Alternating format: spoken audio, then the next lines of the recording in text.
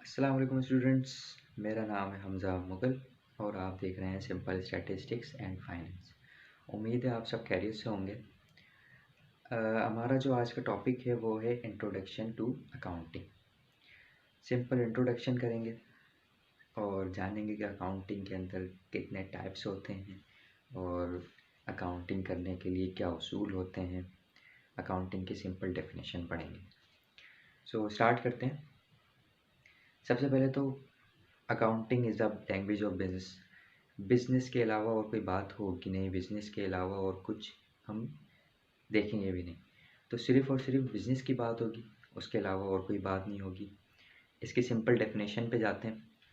Accounting is the process of recording, classifying, summarising, analysing and communicating to यूजेस of financial statement. अब इसको simple तरीके से उर्दू में समझेंगे कि अकाउंटिंग एक ऐसी कारोबारी प्रैक्टिस है जिसमें फाइनेंशियल ट्रांजैक्शन को रिकॉर्ड किया जाता है ताकि जो ऑनर या मैनेजमेंट वगैरह है उसको अपने कारोबार के हालात का पता लगे कि प्रॉफिट हो रहा है, लॉस हो रहा है या कुछ नहीं हो रहा। तो इसको पता लगाने के लिए हमें अकाउंटिंग का यूज़ करना पड़ता है। तो इसके जो टाइप्स होते हैं, अकाउंटिंग के सम टाइप्स हैं। सबसे पहला तो है रिकॉर्डिंग। रिकॉर्डिंग के अंदर सिंपल क्या है, रिकॉर्डिंग के अंदर जनरल एंट्री बनती है या सब्सिडरी बुक बनती है। रिकॉर्डिंग जो होती है वो जनरल एंट्रीज़ में होती है या सब्सिडरी बुक के अंदर होती है।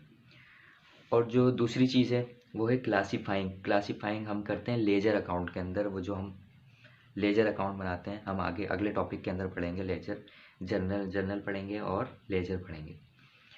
तो लेजर के अंदर क्लासीफाइंग होती है, समराइजिंग की जाती है ट्रायल बैलेंस के अंदर, और फाइनल अकाउंट बनते हैं।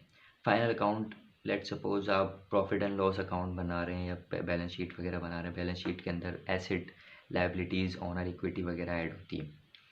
एनालाइज के अंदर सिंपल ये है कि हम फाइनेंशियल पोजीशन को जो है वो एनालाइज करते हैं और देखते हैं कि हमारा जो रिज़ल्ट है बिजनेस के अंदर वो क्या है। और लास्ट हमारा जो है वो है communicating. Communicating to the financial position to the users of financial statement.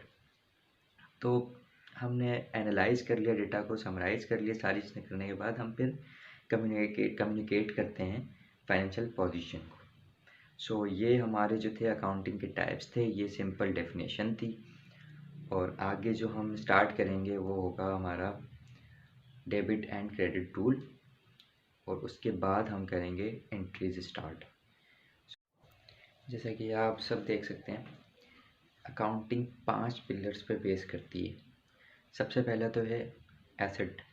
Asset जो होता है वो हमारा असासा होता है। जैसे कि हमारे करंट एसेट भी होते हैं और फिक्स एसेट भी होते हैं। करंट एसेट के अंदर करंटली जो एसेट वगैरह होते हैं, जैसे कैश बैंक वगैरह के अंदर जो पैसा होता है वो। फिक्स एसेट के अंदर वो होता है जो फिक्स्ड चीज़ें होती हैं, जैसे कि मशीनरी वगैरह हो गई, लैंड हो गया। तो एसेट ये होता है। एक्सपेंस के अंदर ये है कि हमारे खर्चे होते हैं, जो भी खर्चा है हमारा, सैलरी का खर्चा हो गया या कोई सा भी एडवर्टाइजमेंट का खर्चा हो गया, एक्सपेंसेस में ऐड होता है। तीसरा है हमारा इनकम या रेवेन्यू, आमदनी, वही हम जो कमाते हैं वही इनकम या रेवेन्यू में ऐड होता है। लायबिलिटी हमारा जो होता है वो है ज़िम्मेदारी, मतलब हमें कितनी लायबिलिटी है, मतलब हमें कितनी पेमेंट करनी है किसी को, या बैंक ओवरड्राफ्ट वगैरह भी हो जाता है तो वो लायबिलिटी में ऐड होता है। कैपिटल हमारा सरमाया होता है, मतलब कि हम बिज़नेस स्टार्ट करते हैं तो सबसे पहले हमें सरमाया ही चाहिए होता है। तो ये होती हैं पिलर्स ऑफ अकाउंटिंग। अब चलते हैं हम रूल्स की तरफ, rules of debit and credit. तो रूल्स के अंदर ये है कि हमारे पास 5 पिलर्स होते हैं, उसी तरीके से asset, expense, liability, capital and revenue. अच्छा, अब इनको एंट्रीज़ के अंदर किस तरीके से डालना है और किस तरीके से करना है, क्रेडिट करना है, डेबिट करना है, किस तरीके से इसका काम होगा, प्रोसीजर क्या होगा। इसके अंदर ये है कि रूल्स ये हैं इसके, एसेट जब भी इंक्रीज़ होता है तो डेबिट में जाता है, एसेट इंक्रीज़ होगा डेबिट में जाएगा, और अगर डिक्रीज़ होगा तो क्रेडिट में जाएगा। और उसी तरह एक्सपेंस का भी यही रूल है कि अगर एक्सपेंस बढ़ता है तो डेबिट में जाता है और डिक्रीज़ होता है तो क्रेडिट में जाता है। अच्छा, लायबिलिटी, कैपिटल एंड रेवेन्यू, ये तीनों चीज़ें जब बढ़ती हैं तो क्रेडिट में जाती हैं, और जब डिक्रीज़ होती हैं तो डेबिट में जाती हैं। ये बेसिक रूल है इन दोनों का, पांचों चीज़ों का। सो एसेट और एक्सपेंस, ये दो चीज़ें जब भी बढ़ती हैं तो डेबिट में जाती हैं, और ये तीन चीज़ें जब भी बढ़ती हैं तो क्रेडिट में जाती हैं, जब भी इंक्रीज़ होती हैं तो डेबिट में जाती हैं। सो आई होप ये आपको समझ में आ गया होगा रूल्स किस तरीके से फॉलो करने होते हैं एंट्रीज बनाने के अंदर।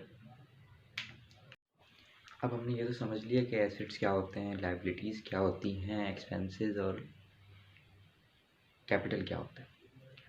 अब हमने ये समझना है कि इसके अंदर भी एंट्रीज़ अगर आ जाएं तो एंट्रीज़ हम कैसे पता लगेगा कि ये एंट्री एसेट में डालनी है, लायबिलिटी में डालनी है, किस तरह हमें एंट्री परफॉर्म करनी है। सो सबसे पहले करंट एसेट पे आ जाते हैं। कैश एट बैंक, बैंक के अंदर जो भी हमारा कैश है वो करंट एसेट है। दूसरे पे आ गए हम कैश एट हैंड, मतलब जो हमारे बिजनेस के अंदर जितने भी पैसे हैं कैश में वो भी करंट एसेट है। अकाउंट रिसीवेबल भी हमारे पास करंट एसेट है, क्योंकि अकाउंट रिसीवेबल लेने हैं हमें किसी से पैसे, तो हमारे वो करंट एसेट के अंदर ही शो होंगे। मर्चेंडाइज, इन्वेंट्री, स्टॉक वगैरह समझ लें आप, ये सारी भी करंट एसेट में आएंगी। सप्लाईज भी करंट एसेट में आएगी। प्रीपेड, प्रीपेड आप लगा लें कि किसी से आपने 3 महीने का पहले ही रेंट ले लिया, आपने कहा भाई पहले ही मुझे एडवांस में दे दो, तो 2-3 महीने की आपने पहले ही पेमेंट ले ली उससे, तो वो प्रीपेड है, वो भी करंट एसेट में आएगी। पेटी कैश फंड भी प्रीपेड करंट एसेट में आएगा। अब चलते हैं नेक्स्ट फिक्स एसेट पे। फिक्स एसेट के अंदर ये फर्नीचर, जो चीज़ें फिक्स्ड होती हैं उसे फिक्स्ड एसेट कहते हैं। मतलब कि फर्नीचर हो गया, आपके ऑफिस के अंदर जितना भी फर्नीचर लगा हुआ है सारा फिक्स एसेट होगा। फिक्सचर या इक्विपमेंट वगैरह वो होता है, जैसे कंप्यूटर, आपके ऑफिस के अंदर कंप्यूटर वगैरह यूज़ हो रहे हैं तो वो हमारे आपके जो होते हैं वो इक्विपमेंट होते हैं। मशीनरी, आपके बिजनेस के अंदर मशीनरी यूज़ हो रही है, उसको फिक्स एसेट में कंसीडर करते हैं। व्हीकल वगैरह हो गई, ये भी आपकी फिक्स एसेट में आती है। अब आ जाते हैं हम लाइबिलिटी के ऊपर। लाइबिलिटी के अंदर ये है कि बैंक ओवरड्राफ्ट, जैसे बैंक से आपने क्रेडिट में पहले ही पैसे ले लिए, क्रेडिट हुआ हुआ आपका अकाउंट, तो वो बैंक ओवरड्राफ्ट में शो होता है, वो लाइबिलिटी है, आपको पेमेंट देनी है उनको। आउटस्टैंडिंग सैलरी हो गई, एडवांस इनकम हो गई, अनअर्न्ड इनकम। अनअर्न्ड इनकम वो होती है कि आपने मतलब किसी से पैसे ले लिए और उसका काम नहीं किया, सर्विस नहीं दी, तो वो अनअर्न्ड है, मतलब आपने कमाए नहीं हैं अभी। जब आप सर्विसेज दोगे या काम हो जाएगा तो ये अर्न हो जाएंगे। फिर आप बिल पे बिल आ गया। बिल पे बिल, कोई से भी बिल लगा लें आप, बिजनेस के कोई से भी बिल पे करने हैं आपको, वो लाइबिलिटी में शो। अकाउंट्स पेबल, मतलब आपने किसी को पेमेंट करनी है तो वो भी आपका लाइबिलिटी है। अब आ जाते हैं हम एक्सपेंस के अंदर। एक्सपेंस में purchases, commission paid, interest paid, discount allowed, conveyance charges, ये सब एक्सपेंस के अंदर आते हैं। और अब आ जाते हैं हम कैपिटल के अंदर। कैपिटल के अंदर ड्राइंग और कैपिटल। ड्राइंग वो होता है जैसे ऑनर अपनी पर्सनल यूज़ के लिए कोई चीज़ें यूज़ करता है, इस्तेमाल करता है या ले लेता है, निकाल लेता है बिजनेस से, तो वो ड्राइंग में शो होती है। और कैपिटल वही क्या, जो ऑनर आपका इन्वेस्टमेंट वगैरह कर रहा होता है, वो कैपिटल में होती है। आई होप ये आपको सब समझ में आ गया होगा, डिटेल से मैंने आपको लेक्चर दिया है। इंट्रोडक्शन था सिंपली, आपको सब सिंपली समझ में आया होगा। सो आज का लेक्चर यहीं तक रखते हैं।